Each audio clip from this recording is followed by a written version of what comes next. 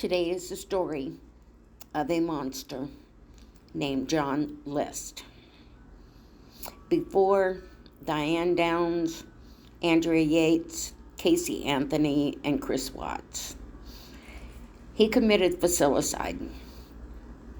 And this is their story. If you would please check the description box for a link to the narrator. Also, I did not include any graphic pictures. Those can be found on Google. The pictures I have up there may not coincide with the narration. Thanks for hanging with me, guys. Thanks.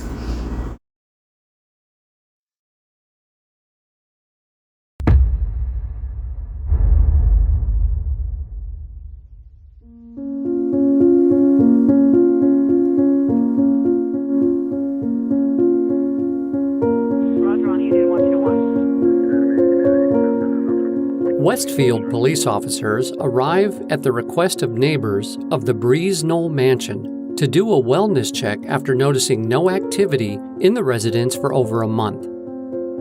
Police are informed the lights in the mansion have been burning 24 hours a day. In fact, they've been burning so long, many of them have begun to go out. Neighbors fear something is wrong.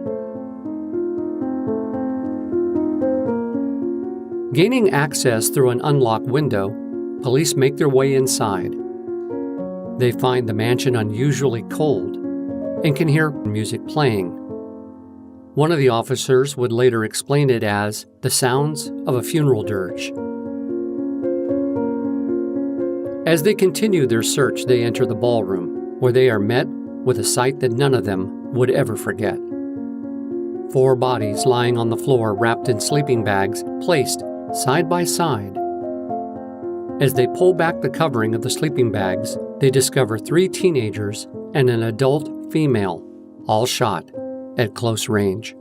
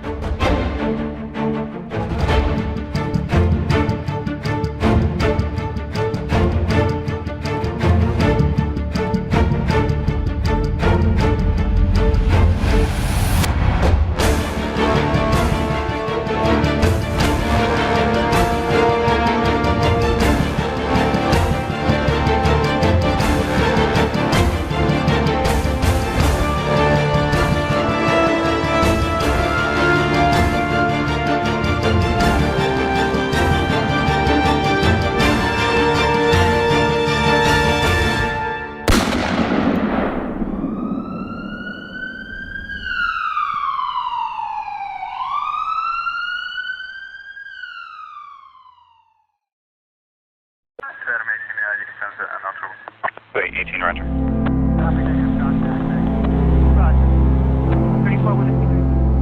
The Westfield police have arrived at the home of John List, a 46-year-old accountant.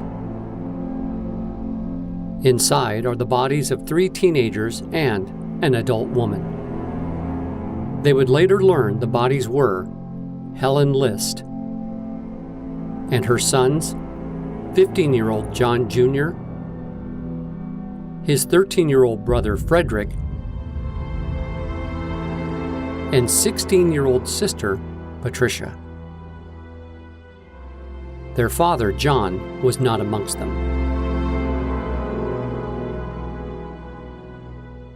As police continue searching, they make their way to the 3rd story, where they find the deceased body of John List's 84-year-old mother, Alma, also shot at close range.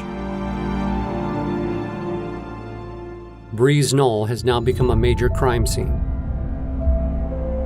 The evidence technicians, along with detectives, has discovered a blood trail from the kitchen to the ballroom. It seems the killer shot each of the victims in the kitchen, then dragged their bodies into the ballroom, where they were placed in sleeping bags and their faces covered. The only exception is John List's mother, laying dead in the hallway 2 floors above. Now police must make a determination if John List is also a victim, or is he the killer? However, their question is soon answered when detectives discover a letter written to the pastor of the local Lutheran church. Not only in this letter is a confession, but an explanation. The letter is dated November 9th, 1971, leaving detectives with the chilling truth that John List is now on the run, and even worse, he has a 1-month head start.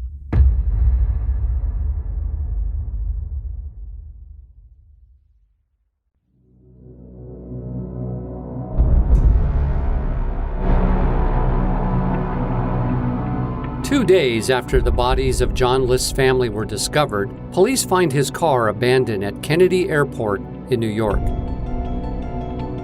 The parking voucher was date-stamped November 10th, but there was no record of him taking a flight. It's at this time police issue a nationwide murder warrant for John List. FBI offices across the country are now on alert in all 50 states to be on the lookout. Back in Westfield, police begin to try to piece together the timeline that led to the annihilation of his family. Neighbors revealed that List was not sociable and didn't appear to have any friends. At best, he seemed reclusive. What led John List to the point where he felt his only choice was to destroy his entire family? He had contacted the school to inform them that John Jr., Frederick, and Patricia would be away for a few weeks while he and his wife were to tend to a sick relative. However, the drama teacher became concerned when Patricia, who was in an upcoming production at the school, did not return. He informed police that Patricia would have told him if she wasn't going to be able to do the show. As police continued to dig into John List's background, they discovered that he had lost his job at the bank, and with no income, the bills were beginning to mount up. List, however, didn't seem to make any attempt to regain employment. Instead, he rose early daily, dressed for work, left the house as usual, and then would spend the day sitting at the train station reading the newspaper.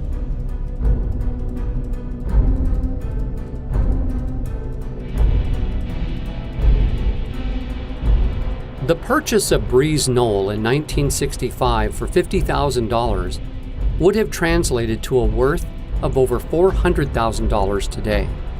Depending on John List's accounting position at the bank, his personal worth would have been looked at in order to secure a loan.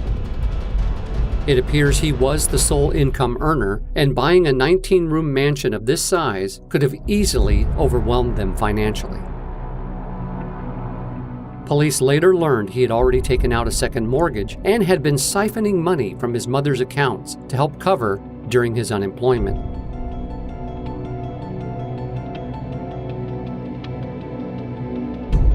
Aside from the loss of his position at the bank, it seems that his relationship with his wife was also crumbling.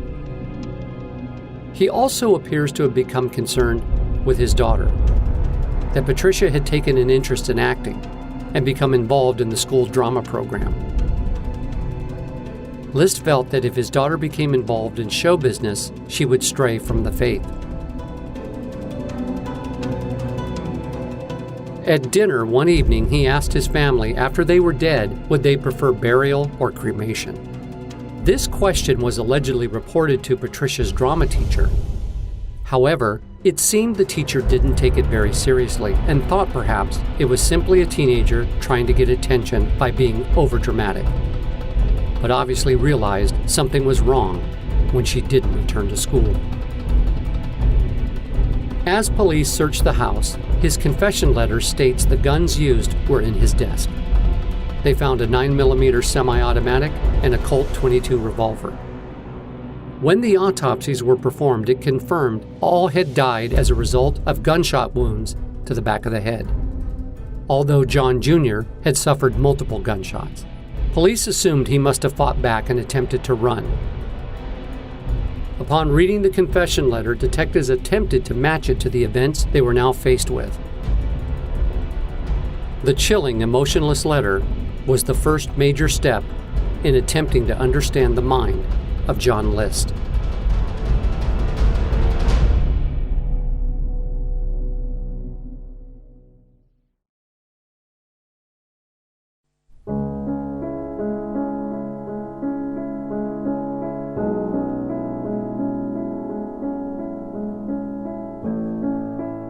Dear Pastor Raywinkle, I am sorry to add this additional burden to your work. I know that what has been done is wrong. From all that I have been taught, and that any reasons that I might give will not make it right. But you are the one person that I know that, while not condoning this, will at least possibly understand why I felt I had to do this. 1.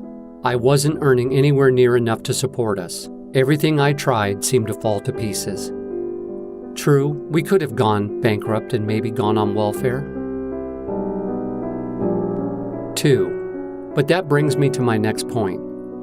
Knowing the type of location that one would have to live in, plus the environment for the children, plus the effect on them knowing that they were on welfare, was just more than they could and should endure. I know they were willing to cut back, but this involved a lot more than that. 3. With Pat being so determined to get into acting, I was also fearful as to what that might do to her being Christian. I'm sure it wouldn't have helped. 4. Also, with Helen not going to church, I knew that this would harm the children eventually in their attendance. I had continued to hope that she would begin to come to church soon. But when I mentioned to her that Mr. Jutt said he wanted to pay her an elder call, she just blew up and said she wanted her name taken off the church rolls. Again, this could only have an adverse result for the children's continued attendance. So that is the sum of it. If any one of these things had been the condition, we might have pulled through. But this was just too much. At least I'm certain they've all gone to heaven now. If things had gone on, who knows if this would have been the case. Of course, Mother got involved because, of course, doing what I did to my family would have been a tremendous shock to her at this age. Therefore, knowing that she is also a Christian, I felt it best she be relieved of the troubles of this world that would have hit her. After it was all over, I said some prayers for them from the hymn book. That was the least I could do. Now for the final arrangements.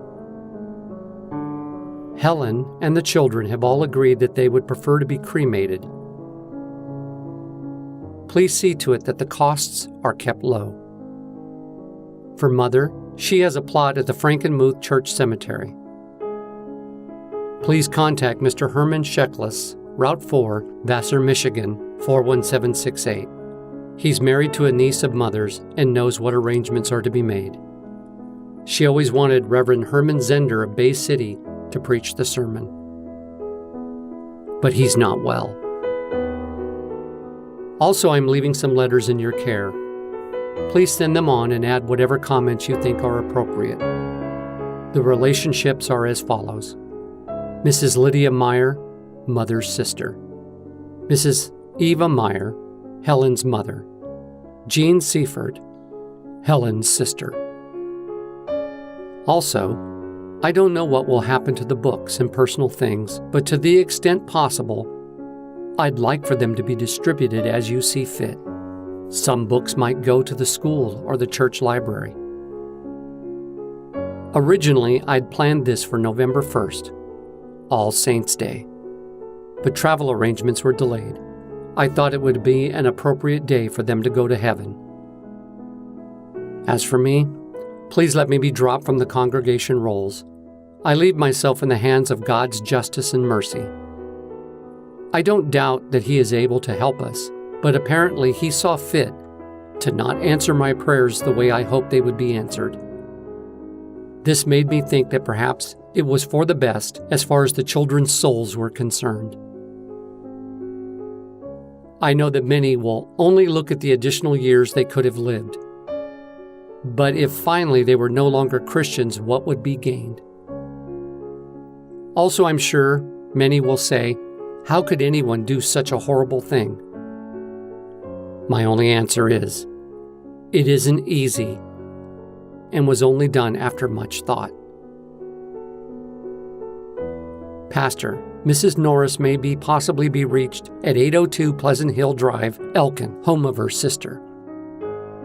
One other thing, it may seem cowardly to have always shot from behind, but I didn't want any of them to know, even at the last second, that I had to do this to them. John got hurt more because he seemed to struggle longer. The rest were immediately out of pain. John didn't consciously feel anything either. Please remember me in your prayers. I will need them whether or not the government does its duty as it sees fit. I'm only concerned with making my peace with God, and of this I am assured because of Christ dying even for me. P.S. Mother is in the hallway, in the attic 3rd floor. She was too heavy for me to move. John.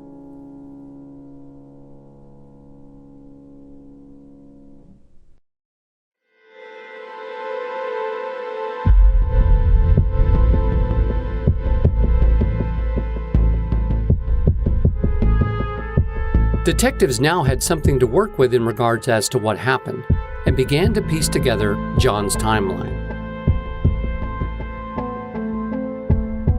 It seems the murders began after the children left for school, with Helen being the first victim. List then ascended the stairs to the 3rd floor and shot his mother, Alma. Afterwards, he drove to the bank and closed both his and his mother's accounts. Then to the post office to stop the mail and post the letters he had written to the school explaining the children's absence for the next several weeks. He then returned home and made himself lunch and waited for each of his children to arrive home. Patricia was first. As she entered through the kitchen, John snuck behind her and shot her in the back of the head. He then drug her body into the ballroom and laid it on top of a sleeping bag. The same was done to Frederick. And when it came to John Jr., he decided to not wait, but instead drive to the school where his son had a soccer game. He watched him play and even stated it looked like he was having a good game and was having a good time. They then drove home, and when they entered the kitchen, John Jr. set down his soccer bag and List shot him in the back of the head. But this time, things didn't go as planned. According to List, John Jr. was thrashing, so he kept shooting. But police believe John Jr. fought back and was ultimately shot a total of 10 times. It's at this point where John List compartmentalizes what he's just done to his entire family. As they all lay dead in the ballroom and his mother in the attic hallway, he made himself dinner. He likened this to his time in World War II, that after a day of killing Germans, his troop would be hungry and come back and eat. In his mind, the murders he just committed were no different.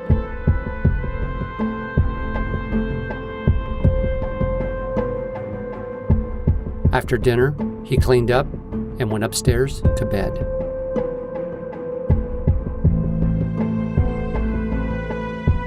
The next morning, he lowered the thermostat all the way down to 50 degrees in hopes of keeping the bodies from decomposing. After turning on all the lights in the house, he put the radio on a favorite classical music station to give the appearance that someone was home in case intruders came lurking. He then drove his car to Kennedy Airport and with approximately $2,000 from his account, took the train to Denver, and there John List disappeared, and Robert Clark emerged.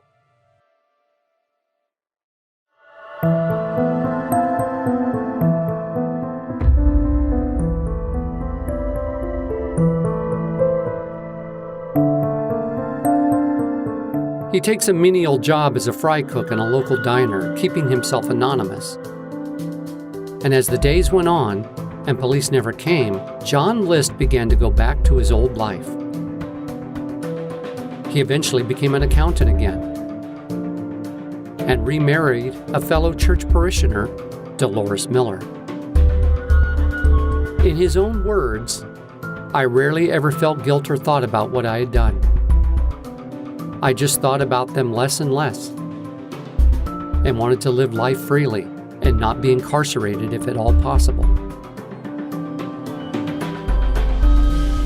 As the years wore on, it had become 3 years, then 5, and then on every following anniversary of the murders, police would try to jog the memories of Westfield residents and even employed the media to aid them in their continued search for John List. However, unfortunately, all tips and leads never went anywhere. Police admitted no matter how many came in, not one was ever close to capturing him. Then in 1988, a new series called America's Most Wanted, hosted by John Walsh, appeared on television. Walsh himself had been the victim of a tragic loss of the murder of his son Adam at the hands of serial killer Ottis O'Toole. Westfield police thought this might be the break they needed and approached America's Most Wanted, but was turned down due to the case being so long ago. They felt that it was far too cold and that there was no idea what John List would look like 17 years later, and thought perhaps the main reason no one ever heard anything or had anything to report was that maybe John List was already dead.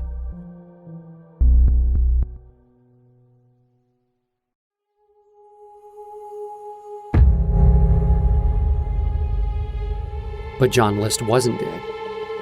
He was now living in West Virginia with his wife, working at an accounting firm, and even more ironically, was a fan of the show America's Most Wanted. He said he wondered if they were ever going to do his story, and after 9 months of Westfield police diligently approaching America's Most Wanted, in April 1989, they finally accepted the case. And on May 21st, 1989, John List was the lead case of the broadcast. They even went one step further and employed an artist to do a bust of List, aged as to how he might appear some 18 years later. List himself saw the tail end of the broadcast and was surprised at how accurate the bust was, right down to the glasses. He even commented that he didn't realize that police had that kind of technology. Immediately after the broadcast, more than 200 tips came in, with one from Denver that stood out.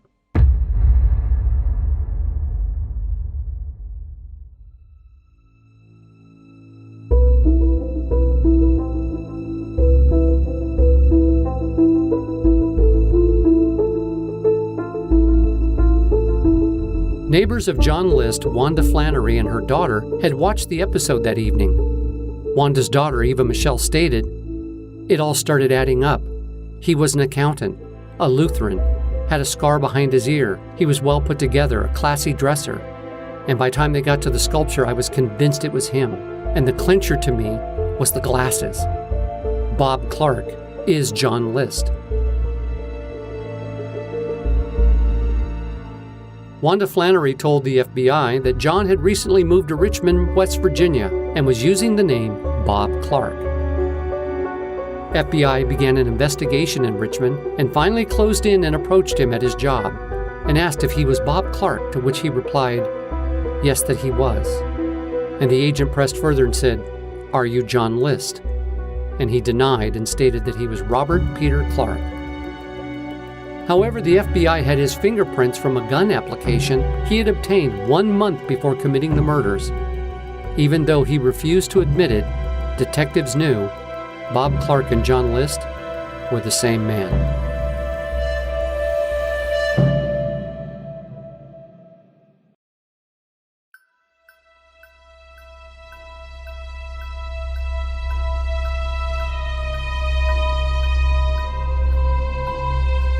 During his trial, the story emerged as to how it all came to a crescendo that would end in the murder of his entire family. from losing his job, the mounting debt, and the moral decay of his family. In his mind, the only way to spare them hell was to make certain that they would all go to heaven, and that would be to murder them before it was too late for their souls. And he had hoped that God would eventually forgive him so that he could be reunited with them one day in heaven. But in reality, John List was looking for a clean slate. He was bitter that his wife had lied to him about being pregnant after they first met, tricking him into marriage, that his dreams of being a financial success not realized, his children wanting the things of the world and not attending church. This sent John List into a spiral that left him believing that killing them all was the only solution. When he later met and married Dolores Miller, he lied to her, telling her his first wife died of cancer and that he had no children. Even during the entire trial, Dolores continued to believe in his innocence. But the jury handed down 5 counts of first-degree murder, and John List was sentenced to life without parole.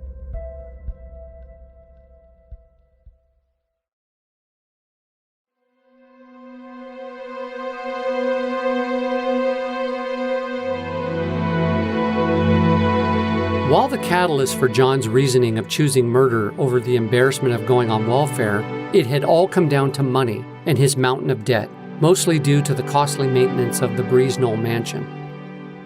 However, in a true twist of irony unbeknownst to John, it was reported that the ballroom at Breeze Knoll had a skylight made of Tiffany glass that at that time was worth well over $100,000, more than enough money to liquidate all his debt.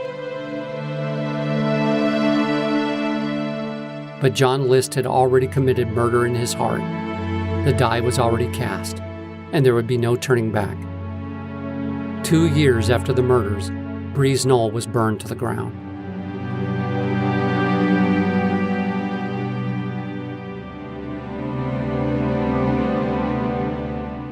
During research for this story, I discovered actual video of John List recounting the events long after he had been incarcerated.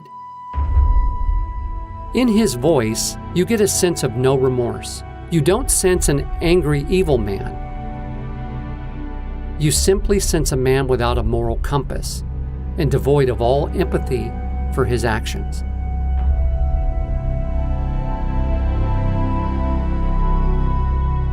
Also, during the research, we kept coming back to the drama teacher that had contacted police about Patricia not showing up for the school play. There has been many back and forth statements that the drama teacher found the bodies. However, police refute that statement. And in one of the most bizarre events regarding Patricia, we discovered there was a rare low-budget home video type of movie made in 1991 called Patricia List's Story, written, directed, and starring her drama teacher, Edwin Eliano. This video makes it appear that Patricia was possibly in love with him, or at least he may have fantasized she was. In it, she tries to warn him that she believes her father's going to kill her entire family, and that Patricia was potentially sexually promiscuous, and perhaps hoped she could seduce him to get away from her father. In the film, he portrays that he went to Breeze Knoll and climbed inside a window and discovered the bodies, but didn't report it to the police until 2 days later. Aside from the fact that it is extremely hard to watch, mainly due to the awful acting and suggestive themes, it's disturbing on how he portrays the 16-year-old. It also does seem odd that the film was made shortly after John List's arrest in 1989. We don't know if Eliano was attempting to just attach his name to the famous murders, or if he was living out some weird fantasy. Eliano died in 2009. John List would eventually die in prison in 2008 at the age of 82 from pneumonia. The boogeyman of Westfield was dead.